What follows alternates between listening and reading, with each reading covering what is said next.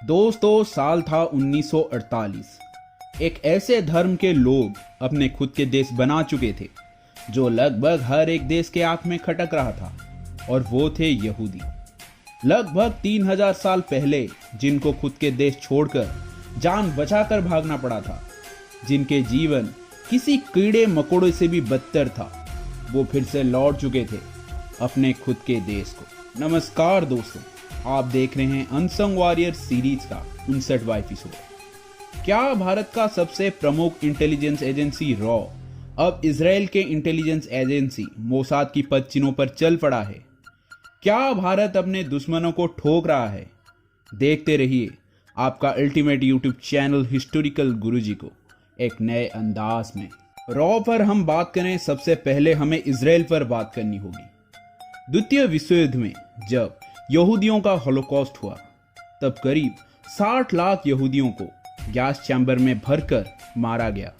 जब उनके बच्चों के शरीर में केमिकल को टेस्ट किया गया किसी चूहे की तरह, जब गर्भवती महिलाओं के पेट फाड़कर उनको मारा गया, तब दुनिया की दूसरी कोने में एक ऐसे धर्म के लोगों भी रहते थे जिनका हृदय यहूदियों के लिए धड़कता था, और वे थे भारत के हिंदू आबादी। जिन यहूदियों को दुनिया भर में मारा जा रहा था, उनको हिंदुओं ने भारत में रहने दिया। उस समय उनका प्रोटेक्शन का दायित्व उठाए हिंदू महासभा और आरएसएस ने। द्वितीय विश्व युद्ध के बाद जो बचे खुचे यहूदी थे, वो अपने मातृभूमि तक चल पड़े, जिस मिट्टी से उनको 3000 साल पहले मार पीट कर भगाया गया था। ये रास्ता आसान नहीं था दोस्तों।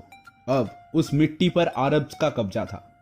यहूदी अपने कई छोटे छोटे इंटेलिजेंस एजेंसी के मदद से इंफॉर्मेशन गैदर करके अरब्स के ऊपर काउंटर अटैक करने लगे और जमीन कब्जाते गए। आखिरकार यूएन की इंटरफेरेंस के मदद से साल 1948 में जन्म हुआ इजराइल का। कभी दुनिया को अहिंसा और शांति का पाठ पढ़ाता यहूदी अब राक्षस बन चुका था, जिसके पीछे था यहूदियों के ऊपर हुए 3000 साल का दर्दनाक अत्याचार। जितने भी छोटे छोटे इंटेलिजेंस एजेंसियां थी, उनको मर्ज करके जन्म हुआ मोसाद का। भारत उन गिने चुने देशों में से एक था जो इजराइल को आज एक कंट्री सबसे पहले रिकॉग्नाइज किया। कहीं अरब कंट्री गुस्सा ना हो जाए, इसलिए भारत इजराइल के साथ कभी भी किसी प्रकार का डिप्लोमेटिक रिलेशन मेंटेन करने से बचा। दुनिया का सबसे बेहतरीन साइंटिस्टों में से एक सर अल्बर्ट आइंस्टाइन ने भारत के पीएम नेहरू के पास लेटर लिखकर इजराइल के साथ डिप्लोमेटिक रिलेशन एस्टैब्लिश करने के लिए रिक्वेस्ट किए, पर नेहरू जी के ऊपर इसका कोई असर नहीं पड़ा। पर इजराइल को पता था कि भारत सरकार भले ही उसको सपोर्ट ना करते हों, पर भारत की हिंदू पॉपुलेशन के मन में उनके प्रति एक सॉफ्ट कॉर्नर है। इसलिए इजराइल हमेशा अपने साइड से भारत के साथ एक तरफा दोस्ती करता रहा, जिसका फायदा भी उसे मिला। साल 1968 में रॉ यानी रिसर्च एंड एनालिसिस विंग का गठन किया गया, क्योंकि 1962 में चाइना का इंडिया पर अटैक एक भारी इंटेलिजेंस फेलियर था, जिसकी जिम्मेदारी सरकार आईवी यानी इंटेलिजेंस ब्यूरो के सर पे फोड़ा, जो साल 1968 के पहले भारत का अंदरूनी और बाहरी दुश्मनों के खिलाफ भारत का एक अकेला इंटेलिजेंस एजेंसी हुआ करता था। 1962 इंडिया चाइना वॉर के बाद भारत को और एक इंटेलिजेंस एजेंसी का जरूरत आन पड़ा, जो भारत के बाहरी दुश्मनों के साथ लड़ पाए और आईबी के ऊपर से प्रेशर कम हो, ताकि आईबी सिर्फ देश के अंदर के दुश्मनों के खिलाफ सख्त से सख्त कार्रवाई करे। साल 1968 में रॉ के चीफ श्री रामेश्वर नाथ काव एवं मोसाद के चीफ मीर अमित के बीच पहली बार एक फॉर्मल मीटिंग हुआ, जहां दोनों एजेंसी एक दूसरे को इंटेलिजेंस शेयर करेंगे, उसके ऊपर एग्रीमेंट साइन किया गया। साल 1971 इंडिया पाकिस्तान वॉर में मोसाद ने रॉ को बहुत से इंटेलिजेंस शेयर किए। जब 1972 में म्यूनिक ओलंपिक में इसराइल के 11 एथलीट्स को फिलिस्तीनी आतंकियों ने मार डाला, तब रॉ ने मोसाद को उन आतंकियों के लोकेशन ट्रेस करने में मदद की। दोस्तों, रॉ एवं मोसाद के बीच जो बेसिक डिफरेंस है, वो ये है कि मोसाद अपने दुश्मनों को ठोकने में विश्वास रखता है, जबकि रॉ का ज्यादातर ऑपरेशन स्नैच ऑपरेशन होता है, जो दुश्मनों को पकड़ने में विश्वास करता है। साल 1960 में एडोल्फ इचमैन नाम का एक नाजी ऑफिसर को मोसाद ने हैरत अंगेज तरीके से किडनैप कर लिया, जो ज्यूस होलोकॉस्ट के प्राइम एक्यूज में से एक था। फिर 1962 में उसको मार दिया गया। ऑपरेशन डेमोकल के तहत मोसाद ने बहुत से नाजी ऑफिसर, साइंटिस्ट एवं टेक्नीशियन को मार डाला। एम्ब्यूश अटैक, स्लो पॉइजन एवं सीरियल बॉम्ब ब्लास्ट के माध्यम से मोसाद अपने दुश्मनों को ठिकाने लगा देता है। दोस्तों, अगर हम रॉ के अचीवमेंट के तरफ एक नजर दौड़ाए तो साल 1974 में ऑपरेशन स्माइलिंग बुद्धा के तहत भारत जब न्यूक्लियर टेस्ट किया, तब इसका सारा प्लानिंग एवं सीक्रेसी को मेंटेन करने का दायित्व रॉ को दिया गया था, जो रॉ ने बखूबी निभाया। मिड 1980s में जब खालिस्तान मूवमेंट अपने पीक पर था, तब रॉ ने 2 काउंटर इंटेलिजेंस एजेंसियों का गठन किया, CITX एवं CITJ। CITX पाकिस्तान और CITJ खालिस्तानियों के हर एक मूवमेंट को ट्रेस करके इसको नाकाम कर दिया था। खान रिसर्च फैसिलिटी, जहां पर पाकिस्तान अपने न्यूक्लियर वेपन बना रहा था, उसके अंदर भी रॉ के ऑफिसर घुस चुके थे।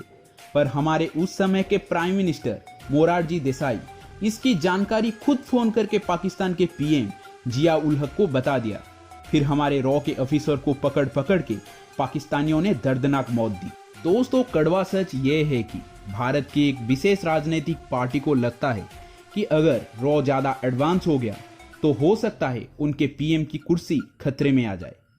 जहीं एक तरफ इजराइल मोसाद को पावरफुल करने के लिए दिन रात एक कर रहा था, वहीं भारत के एक विशेष राजनीतिक दल अपने कुर्सी के लालच में रॉ को पावरलेस करने में कई कसर नहीं छोड़ते थे। जैसे कि रॉ के एनुअल बजट को आधा कर देना, रॉ के चीफ को बार बार चेंज करना, रॉ के महत्वपूर्ण ऑपरेशन को बिना वजह कैंसिल कर देना, रॉ के एडवाइस को नजरअंदाज करना, जिस वजह से रॉ दिन प्रतिदिन पिछड़ता गया। पर क्या रॉ बदल रहा है? हालात देखकर तो यही लगता है। साल 2022, जहूर मिस्त्री, कांदाहार प्लेन हाईजैक के मास्टरमाइंड, उसको अज्ञात लोगों ने गोली करके मार डाला। 23 जून साल 1985, एयर इंडिया का फ्लाइट जो कनाडा से लंदन जा रहा था, उसमें धमाका हुआ और 329 निर्दोष लोगों ने अपनी जान गंवाई। इसका प्राइम एक्यूज था बब्बर खालसा आतंकी संगठन का commander Balwinder Singh Panjwar.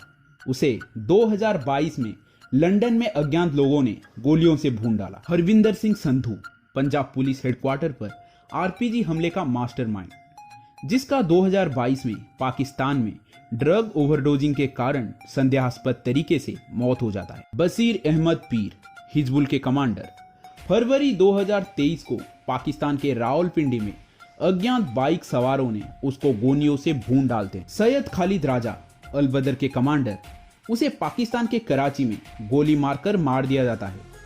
Paramjit Singh Panjwar, Khalistan commando force के लीडर, उसको मई 2023 में लाहौर में अज्ञात लोगों ने गोली मार देते हैं। हरदीप सिंह निज्जर, खालिस्तान टाइगर फोर्स के कमांडर, उसको 18 जून साल 2023 को कनाडा में गोली मार दिया जाता है। अमृतपाल के हैंडलर, जिसका नाम है अबदार सिंह खांडा, उसको भी पॉइजनिंग के चलते मार दिया जाता है। कोई तो है दोस्तों जो भारत के दुश्मनों को एक एक कर मार रहा है, उंगली रॉ के ओर इशारा कर रहा है। खैर, रॉ के इस बदलता हुआ स्वरूप को देखकर आपके मन में क्या ख्याल आता है, आप कमेंट सेक्शन में हमें बता सकते। वीडियो अगर अच्छा लगा तो वीडियो को लाइक करने के साथ साथ शेयर एवं चैनल को सब्सक्राइब करने के लिए मत भूलिएगा, क्योंकि इसी तरह का डॉक्यूमेंट्री हिस्टोरिकल गुरुजी यूट्यूब चैनल में आता रहता है। खैर दोस्तों, चलता हूं और मिलता हूं आपसे हर एक नए वीडियो के साथ। तब तक जय हिंद, जय भारत, जय जगन्नाथ।